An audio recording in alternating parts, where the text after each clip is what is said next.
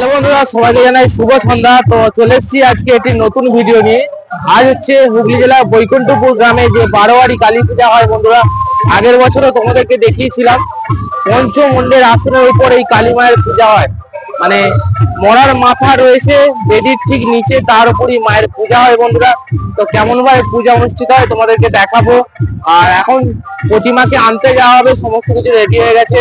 আর বেদিও সাজানো হয়ে গেছে যেখানে মায়ের পূজা হবে, গর্ভগৃহ। তো চলো, যে সকল বন্ধুরা চ্যানেলে প্রথমবারের জন্য এসছো অবশ্যই চ্যানেলটা সাবস্ক্রাইব করতে ভুলবে না। চলো ভিডিওটা শুরু করা যাক। মায়ের গর্ভগৃহ প্রায় সাজানো হয়ে গেছে। রজনীগন্ধা এবং সূর্যমুখী ফুল দিয়ে সাজানো হয়েছে মায়ের এই গর্ভগৃহ। আর এই যে মালাগুলি দেখছো, এগুলো মায়ের গলাতেই পরানো হবে।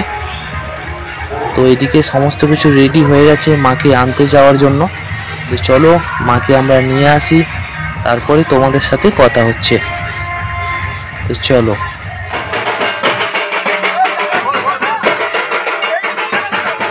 তো বন্ধুরা, প্রতিমাকে নিয়ে যাওয়া হচ্ছে, দেখতে পাচ্ছ সবাই মিলে সহযোগিতা করে মাকে নিয়ে যাওয়া হচ্ছে।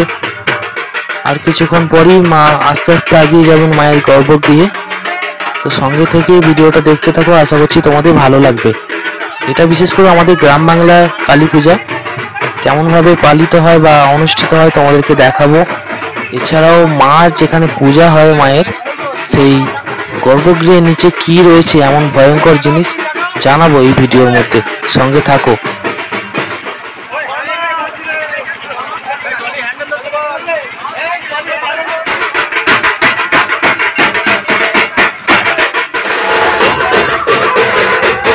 আস্তে আস্তে মাকে নিয়ে আসা হলো মায়ের গর্ভগৃহের সামনে।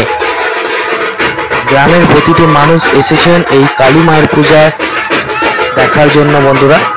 প্রতি বছর ধুমধাম ভাবে অনুষ্ঠিত হয় এই কালী পূজা। আজ বৈশাখ মাসের 29 তারিখ মঙ্গলবার মায়ের পূজার দিন ধারণ করা হয়েছে আজকে। আজ হচ্ছে শুভ সেই মহেন্দ্রক্ষণ।